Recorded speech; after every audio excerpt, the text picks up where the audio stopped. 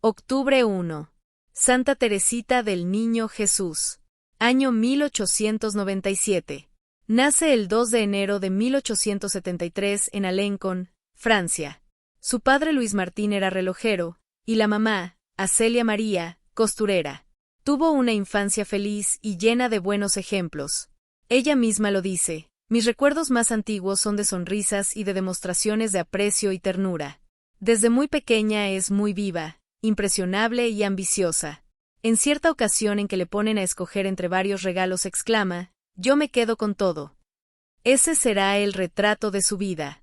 Más tarde exclamará: Dios mío, yo lo quiero todo, yo te quiero a ti. Quiero ser santa, pero no a medias, sino completamente. Su padre le va enseñando poquito a poco a decir sí a Dios, cada vez que la conciencia le pida hacer algún sacrificio en favor de los demás. En 1877, cuando la niña tiene apenas 4 años, muere la mamá. Desde entonces su hermana mayor, Paulina, y su padre, se encargan totalmente de su educación, y para que las muchachas huérfanas puedan estar bajo la protección de una tía, se van a vivir a un pueblo llamado Lisieux, por eso la llamarán más tarde Teresita de Lisieux. Su hermana Paulina le lee frecuentemente libros religiosos, y esto va despertando en la niña un gran amor por Dios y por la religión.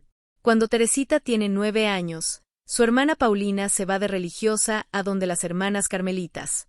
Esto deja en el alma de la niña un enorme vacío, el cual logra suavizar colocándose bajo la protección de la Madre de Dios, cuyo cuadro parece demostrarle que la Virgen María la ha aceptado como hija y la toma bajo su protección, lo cual la consuela muchísimo. En el colegio, dice ella misma, había alumnas que gozaban de alguna preferencia especial de ciertas profesoras. Yo me dediqué a obtener que alguna de ellas me tuviera preferencia, y gracias a Dios no lo conseguí, y con esto me libré de muy graves peligros afectivos. Cuando Teresita tiene 14 años, su otra hermana, María, se va también de religiosa a donde las carmelitas. Su soledad aumenta, pero en la Navidad de aquel año, le parece que el niño Jesús la invita a consagrarse totalmente a él. Aquella Nochebuena la consideró siempre como la noche de su conversión. Lo que más la movió a dedicarse totalmente a Jesucristo fue un comentario piadoso oído a su amadísimo papá en aquel 24 de diciembre. Anuncia a su padre que desea entrar también ella de hermana carmelita. Él acepta, pero resulta que en el convento no aceptan niñas de esa edad. Entonces se van en una peregrinación a Roma en 1887, con ocasión de la celebración de los 50 años de sacerdocio del Papa León XIII, y cuando el Santo Padre pasa bendiciendo a los peregrinos, Teresita se le adelanta y le dice: Santo Padre, como regalo de su jubileo o bodas de oro sacerdotales, concédame la gracia de entrar de hermana carmelita a los 15 años. El sumo pontífice la mira con exquisita amabilidad y le responde: entrarás, si esa es la voluntad de Dios. Y en abril de 1888, logra entrar al convento de las Carmelitas en Lisieux. Esta fecha la llamó ella, el día de mi felicidad total. Las religiosas notaron desde el primer día en ella, equilibrio emocional, no común en las niñas de esa edad de 15 años, y el director espiritual quedó admirado, de que esta joven no vivía de vanas ilusiones, sino que tomaba la vida con seriedad y paz. Desde el principio de su vida religiosa, su libro preferido es siempre la Sagrada Biblia, sobre todo el Nuevo Testamento. Sus oraciones preferidas, además del Padre Nuestro y del Ave María, son siempre los salmos de la Santa Biblia. Le agrada mucho leer y meditar los santos evangelios y las cartas de San Pablo. Por orden expresa de sus superioras, escribe su autobiografía que titula Historia de un alma, y es un libro que se ha hecho famoso en todo el mundo. En 1889, sufre la pena de ver que su padre pierde el uso de la razón, a causa de unos ataques de parálisis. Por 3 años lo tuvieron recluido en un sanatorio. Ella dice: los 3 años de martirio de nuestro padre, que lo fueron también para nosotras sus hijas, fueron quizás los más ricos en méritos y los más fructuosos para la eternidad de nuestra vida, y yo no los cambiaría por los éxtasis más sublimes. Así saben sufrir los santos.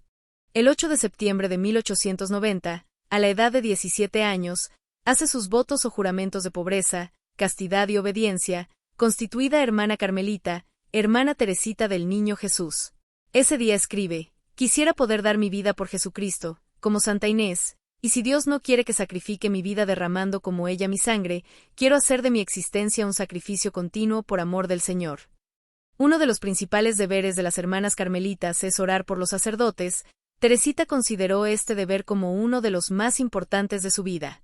En su viaje por Italia, había visto algunos casos que la convencieron de que los sacerdotes pueden no llegar a la santidad, a la cual los llama el Señor, si no hay quien rece mucho por ellos, y se dedicó a encomendar día por día a todos los sacerdotes, pero especialmente a aquellos que estuvieran en mayor peligro de ser infieles a su vocación y a sus deberes sacerdotales. Y aún después de muerta han sido maravillosas las gracias de conversión y de perseverancia que muchísimos sacerdotes han obtenido al encomendarse a ella. El cardenal Leger de Canadá decía, recién ordenado sacerdote, yo era débil de salud del cuerpo y de salud del alma, y empecé a encomendar mi sacerdocio a Santa Teresita, y ella me obtuvo una rebosante salud corporal y entusiasmo por mi sacerdocio y perseverancia. No sobra decir que el fervoroso cardenal Leger terminó dejando las comodidades de su cardenalato en Quebec para irse al África a cuidar leprosos y murió como un santo. Los sacrificios de Teresita. Ella misma narra varios. Una religiosa que estaba a mi lado me fastidiaba moviendo su enorme rosario durante la oración. Y jamás le advertí esta molestia que me proporcionaba, sino que más bien ofrecí este sufrimiento a Dios, como una música que acompañara mi oración. En el lavadero mi compañera de trabajo sacudía la ropa con tal fuerza, que me salpicaba de jabón todo el cuerpo. Esto me hacía sufrir, pero jamás le dije nada al respecto, y así ofrecía este pequeño sacrificio por los pecadores. Una hermana anciana era muy neurótica, y estaba paralizada. Me mandaron a atenderla, y lo primero que gritó al verme fue, ¿para qué me mandan niñas, si yo no soy niñera de nadie? Yo sentía fastidio por ella, pero me propuse dominarme y demostrarle todo el afecto de hija cariñosa, y hasta le partía el pan y lo colocaba en sus labios. Hasta el punto que ella un día le preguntó a la Madre Superiora si yo no le tendría un afecto desordenado y exagerado, siendo que lo que sentía por ella en mi interior era un verdadero fastidio. Tanto fue su agradecimiento, que en su última enfermedad pidió como gracia especial que estuviera yo junto a su lecho en el momento de morir. Alguien le pregunta, ¿por qué nuestro Señor le ayuda tanto, mucho más que a otras personas? Y ella responde, no sé. Debe ser porque me considero siempre muy pequeña y muy necesitada. Yo estoy siempre ante Dios, como quien no vale nada de por sí, y todo lo necesita obtener de la ayuda divina. Es que la frase del Evangelio que más la había impresionado era aquella de Jesús, quien desea ser el primero en el reino de los cielos, que se haga como un niño. Quien no se hace como un niño, no entrará en el reino de los cielos. San Mateo 19:14. A otra persona que le preguntaba cuál era la razón por la cual sus consejos tenían tanta eficacia en las personas que los escuchaban, le contó su secreto, yo nunca aconsejo nada a nadie, sin haberme encomendado a la Virgen Santísima. Ella es la que hace que las palabras que digo tengan eficacia en los que las escuchan. A los 20 años, en 1893, fue nombrada maestra de novicias, un cargo clave en una comunidad, porque es la encargada de formar a las futuras religiosas. Acerca de dicho oficio escribió, este oficio de formar personas es muy difícil en la práctica, y lograr que cambien y que amen de veras a nuestro Señor, si no es con la ayuda de Dios, sería tan imposible como querer que el sol brille a medianoche. En 1894 muere su padre, y entonces Elina, su otra hermana, entra también de religiosa en el Carmelo. Así que ya son Teresita y sus 3 hermanas, todas religiosas. En la noche del Jueves Santo de 1896, Teresita sufre la primera señal grave de la enfermedad que la iba a llevar al sepulcro, la tuberculosis o tisis. Esa noche un vómito de sangre le anuncia, como dice ella misma, que el amor de los amores vendrá ya muy pronto a llevarme al paraíso. Su terrible enfermedad dura 18 meses, que son un verdadero martirio pero sobrellevado con un valor, una calma y una alegría verdaderamente admirables. De vez en cuando tiene que salir a pasear por el jardín, por orden del médico. Cada paso que da es como un puñal que se clava en sus pulmones enfermos. La enfermera le dice, Teresita, ya que sufre tanto al caminar, no camine más, y ella le responde, sigamos. Es que cada paso doloroso que doy, lo ofrezco por un misionero que esté en peligro de desanimarse de su vocación. Las misiones y los misioneros son el tema de todas sus oraciones, y el fin por el cual ofrece su enfermedad dolorosa y agotadora. Por eso la nombran después patrona de las misiones y de los misioneros. Las profecías de Santa Teresita. Ya enferma anuncia varias cosas que después se cumplirán exactamente. Siempre he ofrecido a Dios amor y solo amor, y Dios me pagará con amor. Después de mi muerte derramaré una lluvia de rosas. Quiero pasar mi cielo haciendo bien a la tierra. Y esto se ha cumplido de manera admirable. Su gran descubrimiento lo narra ella misma. Buscaba en la Sagrada Escritura cuál sería el mejor método para agradar a Dios, hasta que al fin descubrí en la segunda carta de San Pablo a los Corintios, capítulo 13, si yo no tengo amor, nada soy, y descubrí que mi oficio en la Iglesia era el amor, amar a Dios con todo el corazón y con toda el alma y sobre todas las cosas, y amar al prójimo como uno se ama a sí mismo. Y mi caminito será el de la infancia espiritual, ser siempre como un niñito necesitado, ante mi Padre Dios. Este caminito de Santa Teresita lo han seguido después muchas personas, y han logrado admirables éxitos en santidad, en alegría y paz. En junio de 1897 la llevan a la enfermería y ya no vuelve a salir de allí.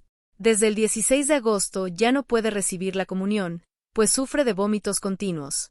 Llega a exclamar, nunca había imaginado que yo pudiera llegar a sufrir tanto, pero se conserva siempre alegre, contenta por poder sufrir por Cristo y por la salvación de las almas, y la santificación de los sacerdotes.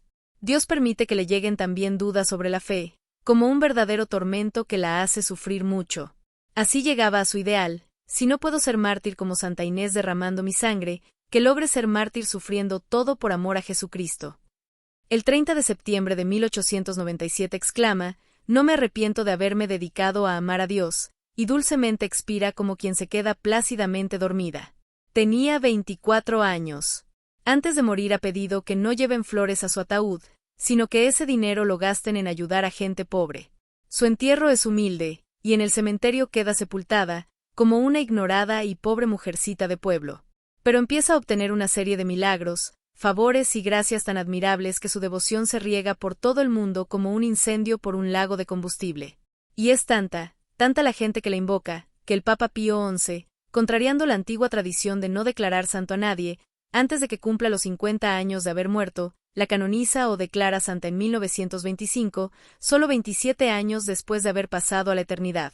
Y el Papa en 1927 la declara patrona de todas las misiones católicas del mundo, a esta jovencita muerta a los 24 años, que no salió de su país ni de su convento, jovencita débil de salud, delgada, rubia, de ojos azules muy vivaces, de sonrisa siempre amable y palabras siempre alegres, de cejas arqueadas, de boca pequeña y facciones delicadas, que ofreció su vida en holocausto de amor a Dios, por la santificación de los sacerdotes y la conversión de los que aún no aman a Cristo. El Papa Juan Pablo II la declaró doctora de la Iglesia. Su fiesta se celebra cada año el 1 de octubre, y los favores que Santa Teresita sigue obteniendo a los que le rezan con fe y a quienes leen su autobiografía Historia de un alma, son incontables. Una vez más se cumple la profecía de Jesús, los últimos de este mundo serán los primeros en el reino de Dios. Te bendigo, Padre, porque has ocultado estas cosas a los sabios y las has revelado a los pequeños. San Lucas 10:21.